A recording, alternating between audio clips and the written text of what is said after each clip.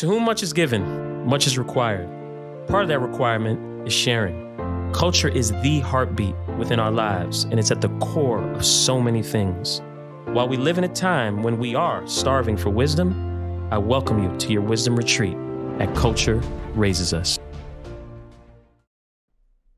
Well, Tai.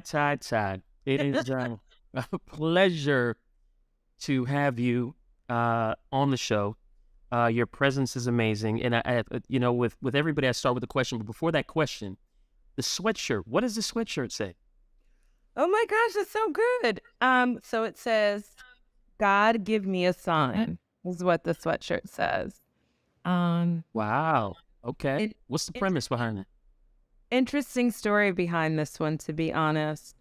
My banker in New York City at TD Bank, Evelyn Lambert, a dynamic West Indian woman who, when I lived on Wall Street, I started going to the bank near my house on Wall Street.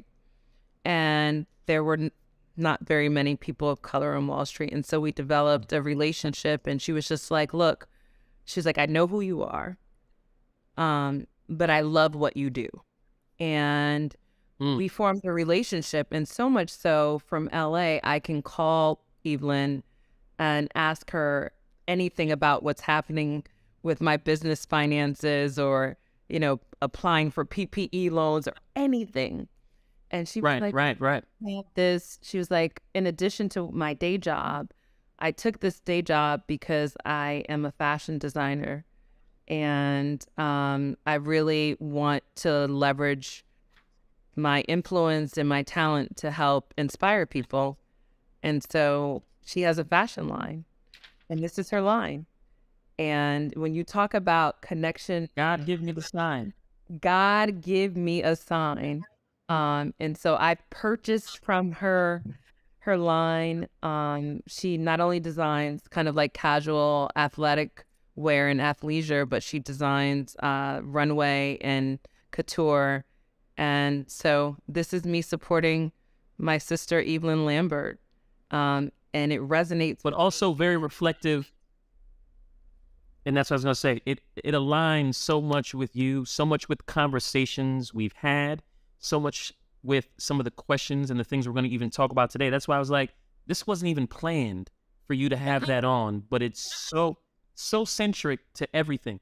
So now I can go back to the regularly scheduled program. Now we're back. So when? Now we back, because this is going to come back, though, because it's spot on, but I'm not surprised. When you hear the word culture, what does that mean to you? The word culture to me means recognizing the power of how we live and how we establish our being, but also how we contribute to the being of others. I think culture for me, it's a word that, quite frankly, I think people may bastardize in some ways. It's an overused term now because everyone wants to be of culture. But I think for me, if I really reflect on it, the idea of culture is about how I show up in my being, but also how I influence other people to be. Love it. Yeah. And, as you gave that great description of it, I look at you as a major pillar within the culture of wellness and self-love. And that's kind of what we're going to talk about. And you're going to be able to share with those who aren't as familiar with you as I am.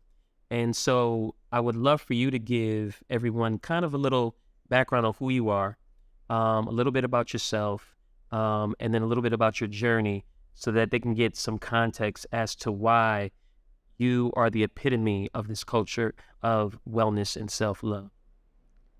Thank you. I love being the epitome of culture and wellness and self-love. I love it. And thank you. Who am I? Tai Beauchamp is a vessel and a person who literally feels called and purposed on this earth to help women see themselves in ways that they've never seen themselves. And sometimes that's, challenging. who we thought we were. Sometimes that is, you know, reflective of who we were once or at one time. And at other times, it is empowering and motivating around who we're becoming. That's who I think I am, or I believe myself to be. I never feel comfortable defining who I am based upon my jobs or what I do for a living.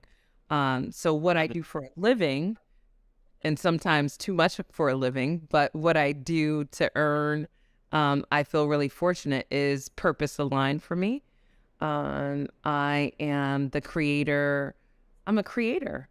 I am a person who gives space to people. I think my special gift and talent is seeing people, and making sure that they know that they feel seen in that moment, and then championing them to be whoever they want to be. As far as titles or association professionally, I've been an entrepreneur for almost 17 years this March. So March 26th, 2023 will make 17 years that I filed an EIN and was like, what the hell? And this was before entrepreneurship for Black women especially was, at the peak that it is right now, where we all see it as something that is desirable and something that you want to reach for. I became an entrepreneur after having a very highly celebrated career as a magazine editor and a journalist. I worked at Oprah Magazine. I worked at Harper's Bazaar. I worked at 17 Magazine. I worked at Essence and Suede. I worked at In Style Magazine as an editor, where I, had some really incredible and monumental appointments before social media. So they didn't get a lot of the recognition that I think a lot of people have. Right. With social media. I'm a TV host and a producer. I'm the founder of Morning Mindset, and I am the co-founder of Brown Girl Jane, the preeminent beauty and wellness brand that I founded with my Spellman sisters to support Black women on their journey to wholeness. So you are truly all the things, and I've been able to experience a number of those elements over the years with the spaces that you create, which are amazing. And as someone whose ethos, I say, has always been to kind of unlock and celebrate your authentic self, right, everywhere you go, and embody self-love. I feel like you had to have come from a space of not loving yourself at some point everywhere you went, right? Do you remember like when that moment was and the seed that you had to water to then become the example of true self-love? Whew. That's a great question, Aster. I would imagine, if I'm honest, there are probably multiple times, because I think that, once you get to this juncture in life, not just from an age and standpoint, but from an experiential standpoint, you start to realize that you'll have these moments again and again, right? So if I were to think about the first time I perhaps had that moment, was recognizing that the way that I grew up in an untraditional household or multiple household setting wasn't the norm. I, was born to young parents in Newark, New Jersey in 1978. My mother, a teenager, my dad from, the suburbs outside of Newark, or outside of Elizabeth, actually. And I grew up having 3 homes. I literally, and I didn't know it was weird or odd, because I lived with my father's parents and my father during the week. And on the weekends, I went to my mother's family's house. And my mom and my grandmother, Mary, who I was a caregiver to later, which was another moment for me. I think that was illuminating around the self-love piece. When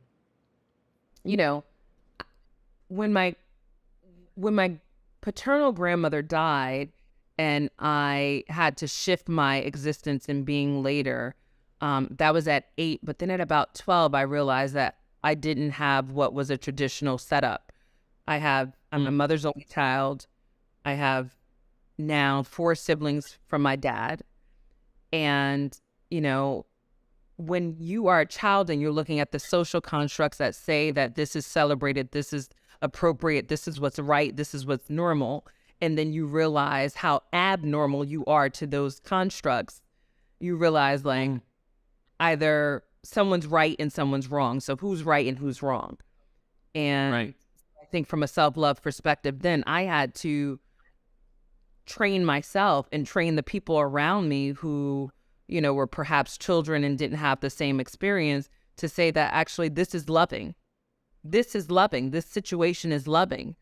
It wasn't the traditional setup of what a loving family or institution might look like or constitute. And so I think that that was the first time. I think later in life, like being raised by two single Black women, and I'm always going to lead with being a Black woman unapologetically. Mm-hmm. Mm-hmm. Even though I live in all spaces and honor all people of all walks and Right. experiences. And that is actually one of my gifts. But I think, once I became aware, I went to an all-girls high school and then I went to Spelman College. And when I became aware of some of the experiences that my mother and my grandmother felt challenged by, when they didn't have perhaps support and resource to feel the love that I know they deserved, I Mm-hmm. realized that I had to learn some of that for myself. And they taught that to me as well, but I also leaned into that. And then I think self-love later, heartbreak. I mean, that's real. That be happening. Very. That be happening. Heartbreak happens and you're like, okay, when you rely on someone to love you and it That's doesn't right. show up in the way that you want, and then you have to train and teach yourself. And then again, really, I think with just evolution of life and ebbs and flows of having, extreme levels of achievement and financial success and all of those things. And then when it's not there and you have to love Yep. yourself in spite of. So I can give you a myriad of moments. No, And I'm like, it's. I get it, and it's real. It sounds like one moment that you gave as an example was you built the muscle of going against the programming of what was being instilled in you as to what love should look like, right? So that in itself is a very, I think, tough exercise to do, because when you're a minority in something, you automatically assume the majority is right. You were talking about somebody right and wrong. It's easier to default to the majority because it's more of, but we also know, especially in our spiritual walks, that just because it's more, it doesn't mean it's better or right. So you built that muscle, which is awesome. And then you also saw it in the family when they weren't receiving or getting the type of love that they deserved, right? So now you're kicking in to think, all right, what are the things I need to do to ensure people who should be getting it, get it? And so now I'm getting even more context as to why you are so good at what you do, and how and why you pour so much into it, because you came from a place of pouring into real loved ones and also seeing real loved ones not being able to receive it or have it, which now I get why your foundation is so solid in this space and why I'm always like a champion of you and reinforcing and trying to remind you, keep going. Please, you have to keep going. What you're doing, do. so Oh my spot on. gosh. You So, do. you know, Wait, the way no, you it's real. distilled all of that, I just have to say, as a journalist, like it's also very interesting and odd for me. I was saying to a team member earlier, like I'm not naturally voyeuristic, and so like I'm a journalist, so I'm like the person who wants to Right. ask you the questions. So I'm always like, and then when I have, you know, the few who really get it and are able to distill, I'm always just in awe and just so grateful, because even in your description, it helps me to reflect on things perhaps that I didn't consider. And it That's also right. challenges me in ways to recognize in those moments when I'm not in that space, why it's important Yep. to remain anchored to the why, to the That's right. why, to the why. Yep. Yeah. So, because once you get anchored in that why, you never lose your way. And I think that's why I look at, for every one of your ventures that you take on, confronting acceptance and self-worth and self-love is vital Yeah. for you. Yeah. It's like a non-negotiable. Yeah. For sure. So with that, so with that, there's got to be some key principles to creating now a culture though of self-love and wellness. What are some of those key principles then? Oh, that's such a great question. I think so. There are principles that relate to me as an individual, and then there are Okay. principles that we quite frankly extract from who I am as an individual. And I feel blessed and really fortunate, so blessed to be able to take who I am and then, impart that in ways in the world, right? In business and in Hmm. enterprise. I realize that for many of us that's not always the case. But my personal principles around affirmation, Hmm. reflection, around movement, around gratitude, around embodying love and choosing love, is even and especially in those moments where it's most difficult. I was challenged with Hmm. that today, to be quite honest, you know, and then reminding myself to be conscious in that. Those are principles that are mine, right? Nice. But they're all rooted, quite frankly, in for me, and I say this unapologetically, in what I believe is God's calling on my life, right? And so Mm. the God's calling on my life is to show up in these ways, so then that way, who I am, not because of who I am, but because of the light that shines within me, can be magnified, and not just magnified, but amplified and multiplied so that other people experience that. And that's a Mm. principle of mine. And so then that, kind of impacts like how I show up in work. It's also, why, with morning mindset in particular, which was literally created not out of any um thoughtfulness, but more Hmm. I feel crazy saying that because I want to believe that I'm probably super thoughtful both in business and in life. No, it was dropped on your spirit to do. It was just like, all right, and I'm here, and I'm gonna come back again tomorrow morning at 6 o'clock in the morning, and again the next day at 6 o'clock and again, and then just keep doing it, and then like hiking, which changed my life, and so my principles in business is like, really, does it impact lives in a positive way? Are people Hmm. able to see divinity? Now, I describe it as divinity, but the world and Okay. the secular world and culture might define it as empowerment, or they might Mm. define it as elevation, or being afforded a space to amplify your talent, your skills, and define it as divinity. Are people Okay. able to experience the divinity that lies within them in these spaces? And again, this is just for me, because I don't necessarily feel like, in this world, I have to walk around and talk about divinity in this way, or kingdom in Right. this way, or God in this way, or creator in this way. But that's a principle for me. Um, and the other principle is it something that people not only tap into, but hold on to, because it's Mm. very different. What happens in commerce and in enterprise, as we know, we give people things for the moment. That's a trend, but can you hold on to Hmm. that?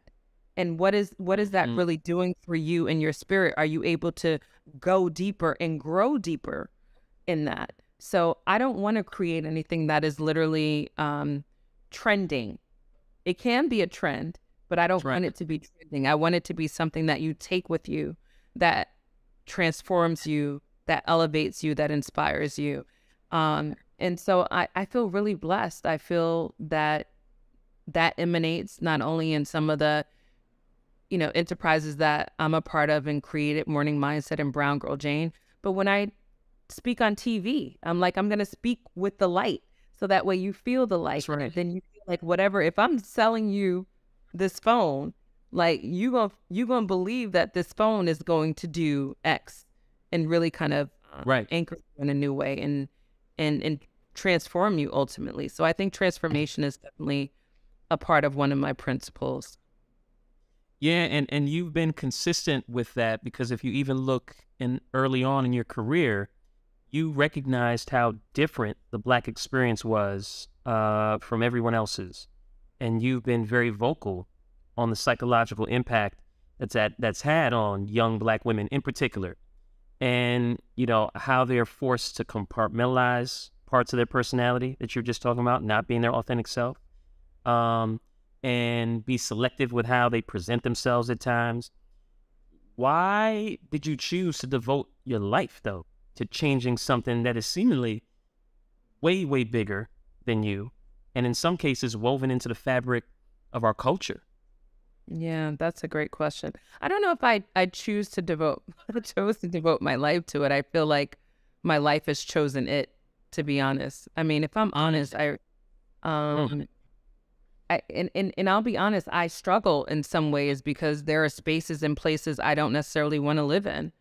And then I hear, either from someone that I know that's like, you need to be here because this is a space to be in, or I hear a calling that says you need to be in this space. So I think I've been chosen. But in addition to that, after being chosen, I realized I can't show up and in these spaces and not literally do so fully and completely, because I also remember young Ty. I remember, being the gangly, tallest in the classroom, jolly green giant, all of those things, adorable in her own way, but corny in some ways, absolutely. cool in some ways, but all the things like, just the levels of it. And knowing that it didn't, resonate and I didn't have the space. And honestly, right now, after I said this, I only came to terms with this really recently. So I may have only said this out loud once or twice ever. I think I did Okay. have a morning set recently. Um, but someone asked me who I created morning mindset for. And I was like, Great it's for question. everyone. I was like, it's for everyone, I definitely want women to see themselves and know that it's okay to be vulnerable, because as a Black woman, I didn't wasn't taught how to be vulnerable. I'm still learning how to do that. My mom and my grandmother were Hmm. the epitome of examples of strength. I'm sure they had vulnerable Hmm. moments. I wasn't given license and exposure to a lot of those, just a few. But when I was asked this question most recently, and I think about my mom and her incredible journey, right? Degreed multiple times, retired, educator, done things in her life. But I also know that she's still trying to reconcile some of her history and her legacy for herself, not me, for Right. herself. Right. Yep.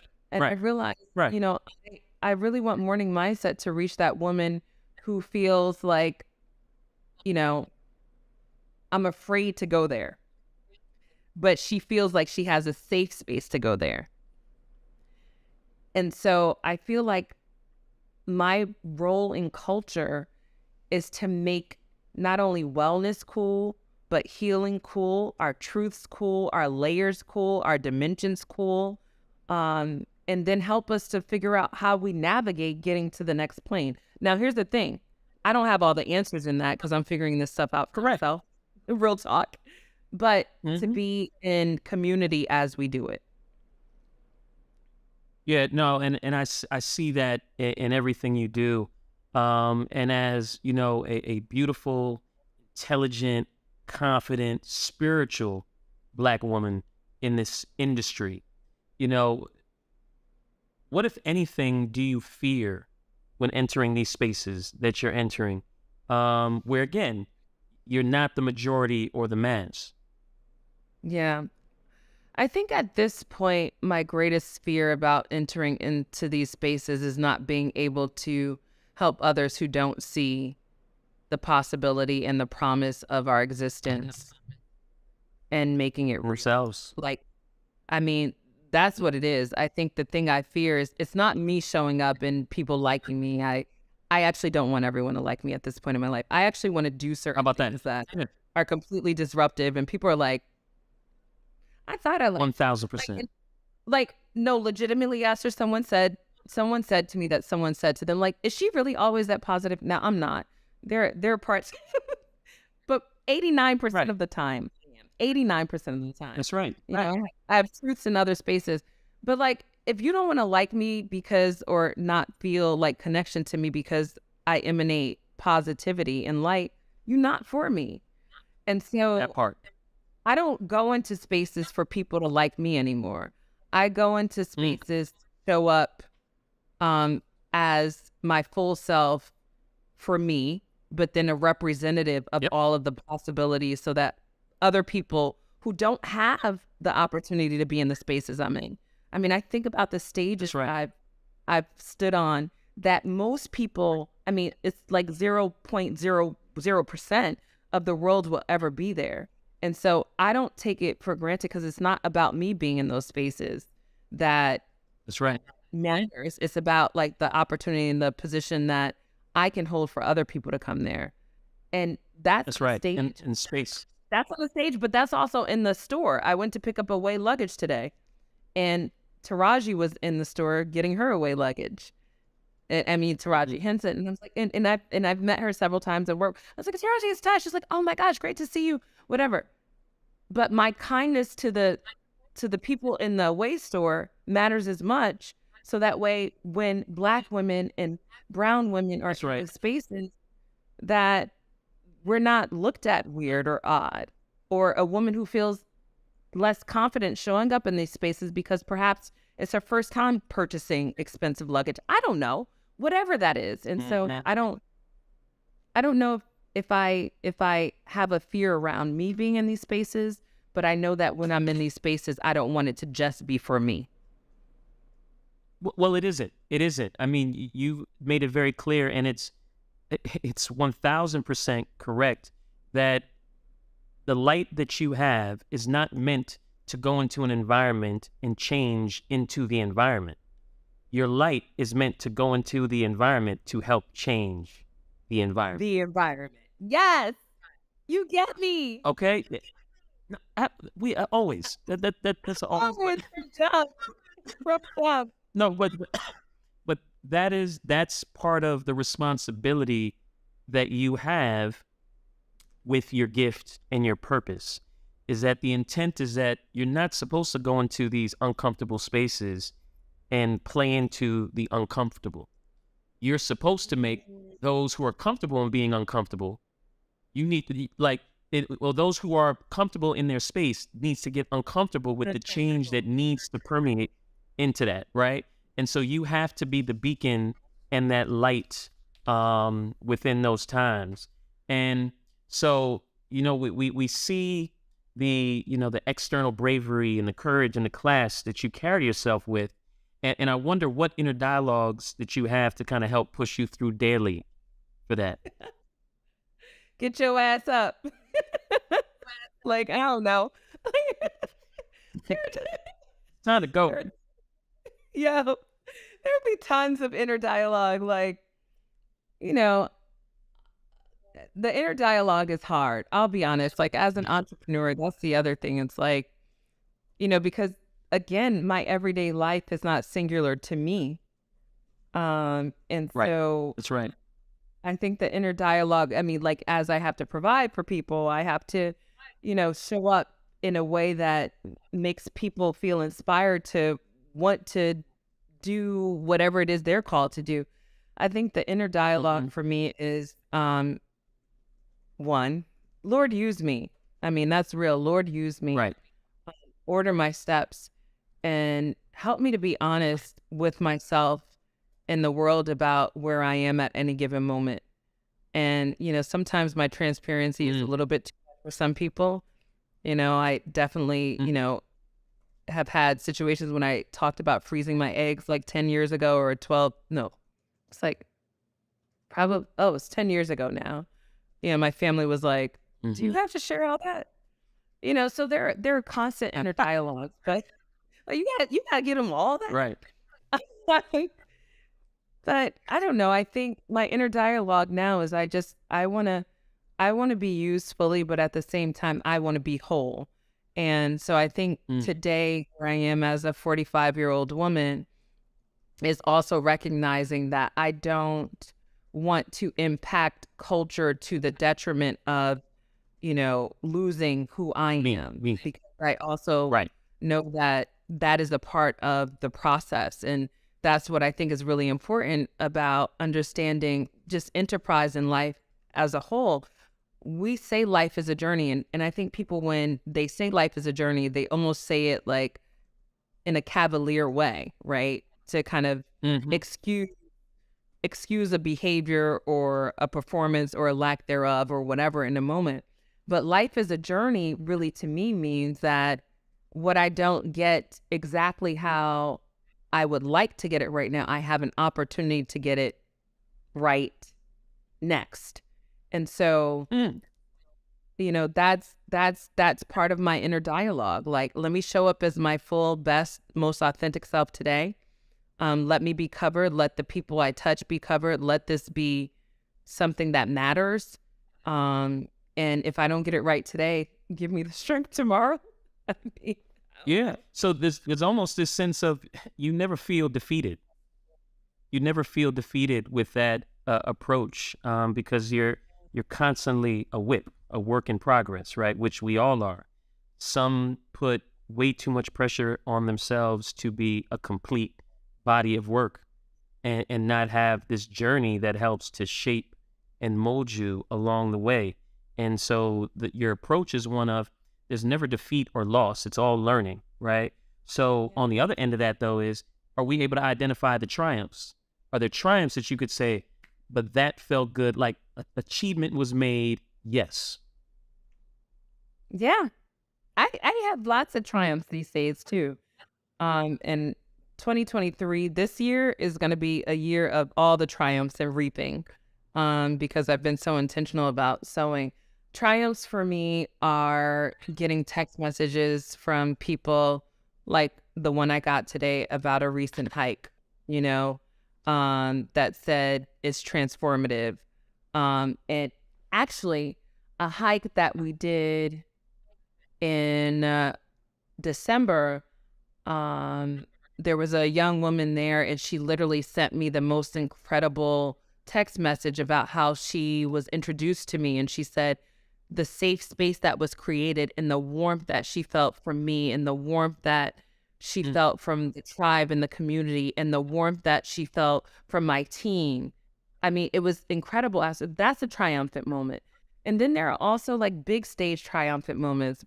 Brown Girl Jane got into the Sephora Accelerator. Our business Mm. is just Congratulations. thank you. That was just announced back in December. And, now being a part of this accelerator, hitting 2 million in revenue with Brown Girl Jane in 18 months, there are triumphs. Mm. Um, Securing our first sponsorship with Morning Mindset is a triumph. And yet still the triumphant moments are sometimes in, a conversation with my mentee on Morning Mhm. Mindset, who I met at 17, who was telling me that she's a vessel of creativity. She's clear about her purpose. There are so Mm. many different triumphant moments. I think where we kind of like hit a wall on as a people and as a community is that when we only see triumph associated with money, Boom. title, Boom. Boom. and I'm not saying that we shouldn't seek those things, because those things Correct. should serve as a platform for us to elevate in other ways. And, obviously, this is an enterprise. We need those resources.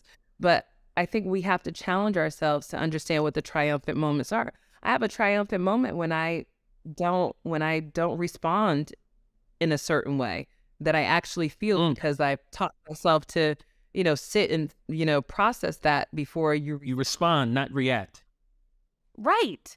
So like those are triumphant moments. And I Good. think that, I think actually one of my greatest lessons around achievement and growth in life and in business and in how can we celebrate the smaller triumphs that actually have greater impact on how we shift our own thinking, how we inspire new thinking in others, how we are able to really reframe things that were perhaps traumatic or defeating before. That's triumph for Hmm. me. I love it. That's You triumph. know, I like. Well, you're seeing it. you're able to see it and appreciate it at all levels, where so many might miss the beauty of the small step that gets them towards what they deem as the big triumphant steps.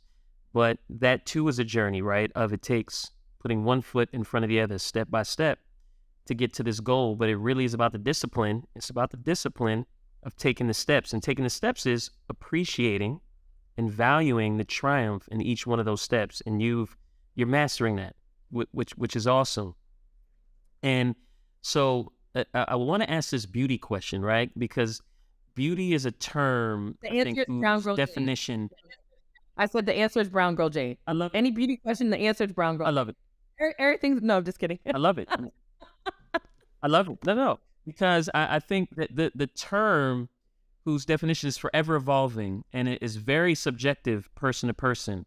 I want to hear how you define beauty today. And before you do that, I want to give you a story even for myself within this beauty space. And because I'll never forget, I've been a Dove person the majority of my life, I guess, because I think my mom bought Dove all my life. So that's all I knew in terms of soap and all that. But it wasn't until I got older and had girls, and I just started looking at some of the product. And I'll never forget this one thing that stood out for me one day that I read, and it said on one of their products, from dark to normal skin. And I was like, What product is that? wow. Ooh, it might have been like a shower gel or something. But it said from dark to normal skin. And I'm like, wow, that's a very deep statement if you really look at it, what it implies. It's implying that there's a level of beauty that's associated with normal skin that's not of that of dark skin. Right? Am I doing too much there? No, I mean, okay. Listen, I was a beauty editor, so I remember all of the things. There was a product that I won't say the larger company that created it, but it was called Ash Relief. And I will never ever forget, my dear friend, I will never ever forget. I was at Oprah at the time. So this was 2001 or 2002 or maybe 2000, and they were launching this product. She's like, "What do you think of the name?" I was like, "Are you serious? Are you calling me?" But yeah, I want to hear the rest of your question. The beauty question is so my question and the reason why I used that story, and I think it was probably normal to dark skin is how it was labeled on there. That is it a programming subliminally that is defining beauty for somebody looking at that, right? It's saying that, implying that the dark is not normal, which then should mean that the dark is not beautiful. So that's why I ask you to how do you define beauty? Yeah. Man, I mean that story is so triggering one, I must say. And like, because no, and not in a bad way, but in a illuminating way, because I'm grateful that our consciousness is shifting from what was the standard practice and behavior, I think, of a lot of brands who got it wrong. And I'm grateful that they're trying to remedy and get it right. The only way to do that, quite frankly, is to make sure that you have representation and reflectivity inside organizations to actually direct that. And that's culture, Aster. Facts. That is culture. Facts. Culture means reflection and reflectivity of the communities and audiences that you want to buy. That you serve. And that serve you. Listen, period. That's it. And that's culture, reflection. Culture is reflection. Culture is also driving. Culture is not stagnant. Culture should illuminate and direct too, healthily. Love that. But with a mindset of cognizance around where we are and where the possibilities are. That's the culture question. Sorry, because that really is triggering for me, because I remember those days, as I said. They weren't so long ago. And that's the thing. It was 20 years ago. It feels like forever ago, which was not that long ago. And then, on the flip side, I want to celebrate the inroads that we've made, because when we talk about reflectivity, there were so few Black beauty editors. I mean, Tia Williams, Tasha Turner, Mia, Baze, Mickey Taylor, Stephanie Scott, Pamela, and I'm trying to figure out if I missed anyone from Honey. No, Mia was at Honey. There were so few of us. Tasha was at Vibe, right? Tasha Turner was at Vibe. I was at Oprah. We worked together. Uh, Mm-hmm. there were so few of us, and so when I think about those times, and even think about the progress that we have now, to have, the Elaine Welteroths, the the Chanels of the world, there's so many, and to have organizations that are devoted to it. So that actually speaks to me. And so with that, as I define beauty, the way I define beauty today is identity. So it's about identity. Beauty is identity. That's what it is for women. It's how you identify and how you see yourself. And it's how you see yourself, and then how you show up so that other people can see you. And so it's not something that is just topical. It starts here, but then, how do you express that outwardly? And, we've come a long way, but that's why I think until we focus our beauty conversations on internal development, piece and element for women and girls and people, then we miss the opportunity to actually see and understand true beauty, because this is not a numbers thing. This is not, it's not a numbers thing. It's not a complexion thing. This is about how do we actually help people to identify and create an identity for themselves that feels elevated and supported and nurtured and seen and felt. So that's beauty for me. And thank God the industry has changed and is evolving. We're not where we need to be. Correct. Because I think the word normal, I think the use of the word normal in any context of body care, skincare, or makeup is foul. It's sending a message. Yeah. Yeah. So, yes, agree. Again, you wearing that sweatshirt, perfect and so spot on, not surprised at all, because we constantly are talking about how present God is in our lives. I mean, like, constantly. And I know there's been times where we all kind of question God's plan. That's one of the reasons why I just really have such a beautiful love and affinity and appreciation for who you are. Because I think that so many of us can show up in spaces, and that goes back to the beauty moment, actually, Esther, and I'm sorry to interrupt, but that goes back to the beauty moment. No, please go ahead. True and full beauty, comprehensive beauty is not limiting. And, the kids now will tell you that because they don't want to assign or align anywhere. Now, that's a different conversation, because I still have to wrap my head around some of that. Right. Conversation. But full beauty and identity to me is not leaving any of who you are on the table or at the back door. I was raised by my grandparents, so certain people would come in the house, they'd be like, you gotta leave that at the back door. That's right. You gotta leave that at the back door. Don't bring that to the front door. You gotta leave that back there before you come up in here. And I think beauty is being able to not leave a piece or any piece of you at the back door. Now, the trick about that is that we have to go into spaces and figure out how we're going to be received in that space. But it's a conscious decision for ourselves to show up in our full identity, however we see that. So, yeah, that just hit something with me. And I think, until we really allow space and afford space for that, that's where culture becomes minimized, where culture is not as expansive as it can be, because we're constantly trying to police and or say, leave that at the back door. No, that was needed to be said. I'm so glad you interrupted. That was so needed to be said. And going back to my point about how much we talk about God in our lives, and there's been times where we all question God's plan for us, as you do all this great work within this culture, and yet face all the difficulties and roadblocks. Is there ever a time where you question if you're really doing His work, or is this more you doing your work? Basically, how do you clear your mind to really lock in to hearing the sweatshirt? Show me the sign. I definitely know I operate because I wouldn't be here doing this. I think it would be so much easier in many ways to do other things, to be honest. Right. I think Yep. choosing every single day to show up. And I don't get it right all the time. I don't get it right all the time. No, you're not supposed to.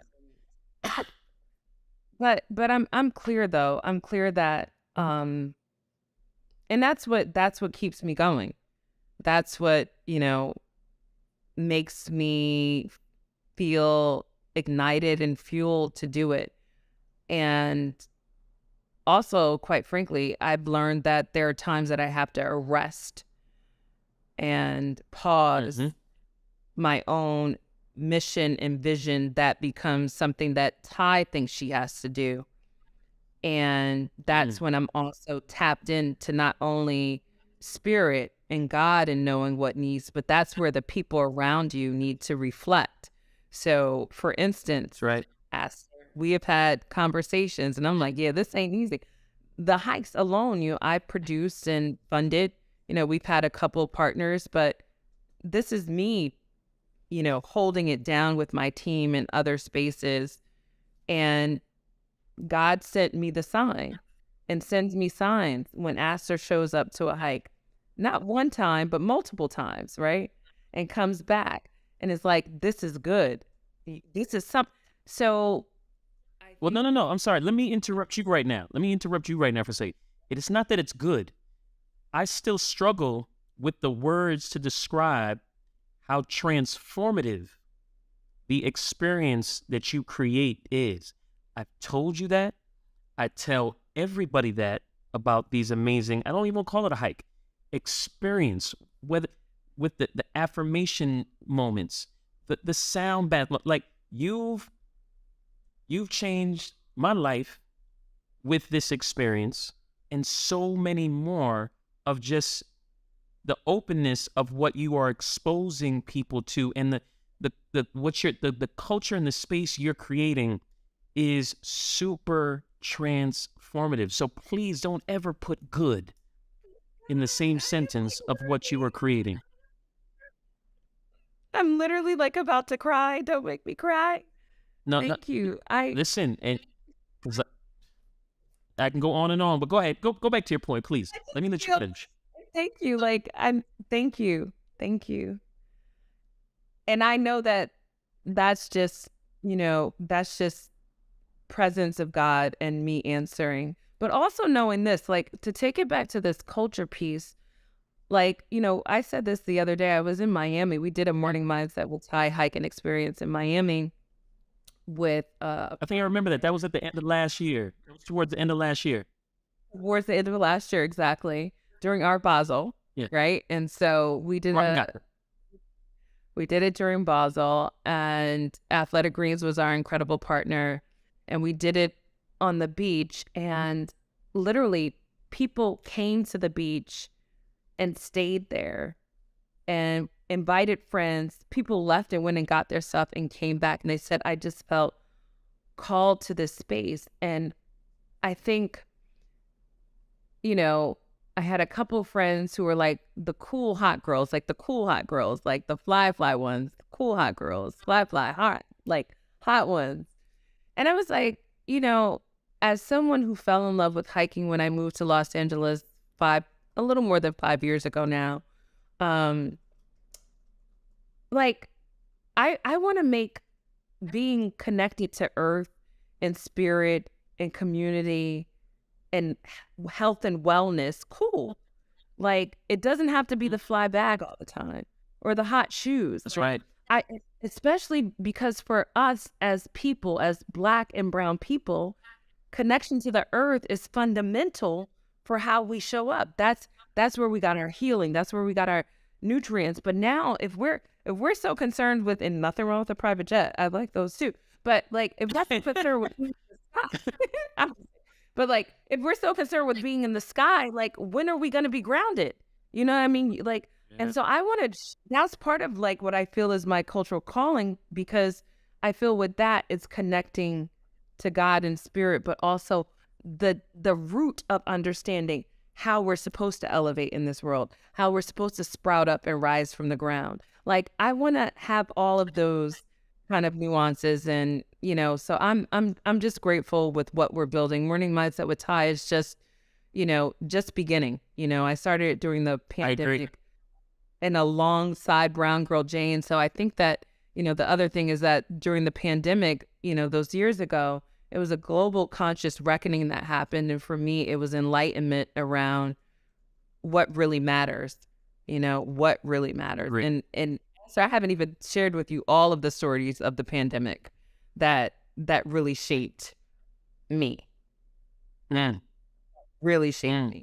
Like, Well, you're well on your way to do all the things in this space, and I'm going to continue to cheerlead, support, reinforce more. I think the key word that I want to remind, remind, because as you're going through this journey of doing something that's so different yet so needed, it could become easy for you to take a step back and say, let me not do that, or let me pivot to something else.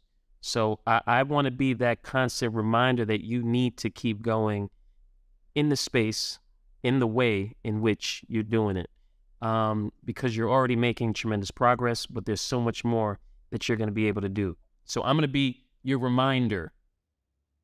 I receive it. I will take Aster Chambers as the reminder. The reminder. And so I with that, I want you to leave. Okay, I want you to leave 3 seeds because, and you so eloquently just talked about how you plant these things and what they grow into.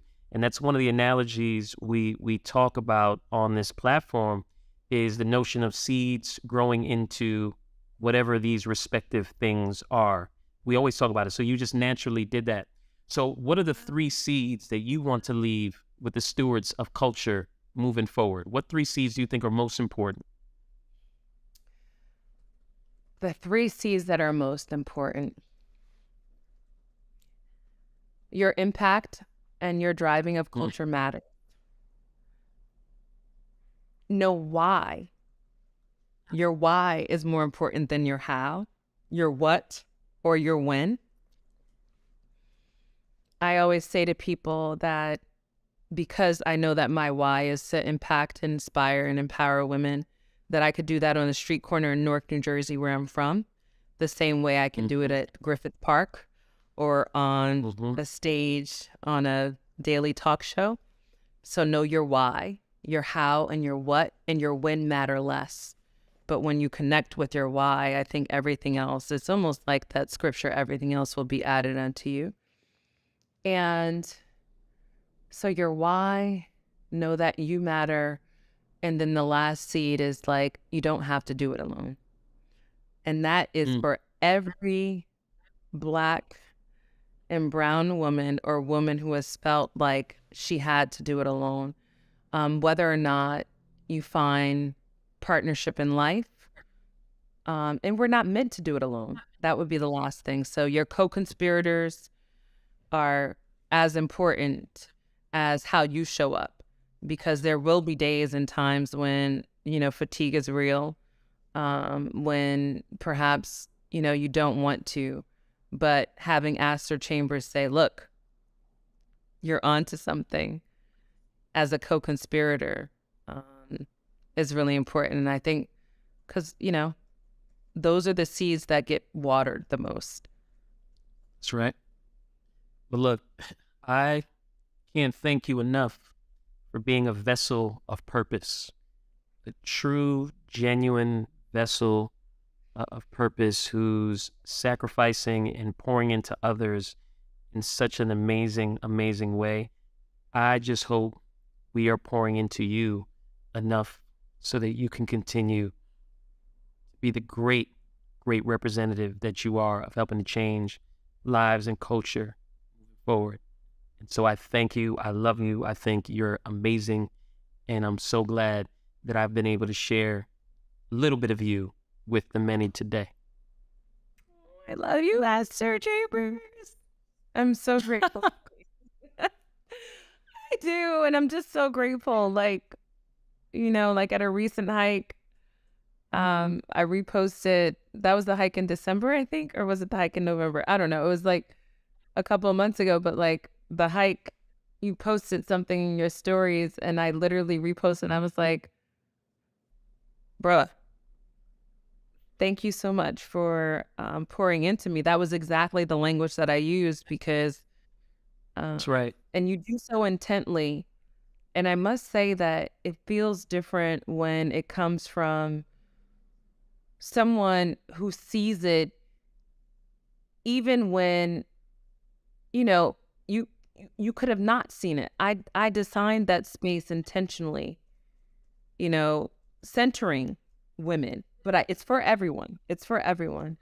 Right. And so it is for everyone. So I invite everyone who's listening to check us out and see when the next hike is. We'll be on the road too. We have a retreat coming up in Bali that is for centering women, but they can bring other people too. And we will have Nice. spaces for men as well. So yeah. Thank you, Aster. Thank you. And thank you. Appreciate you. We truly appreciate your support because it helps us fulfill our mission of promoting cultural awareness and personal development. Please click the subscribe button below to help ensure and solidify our mission.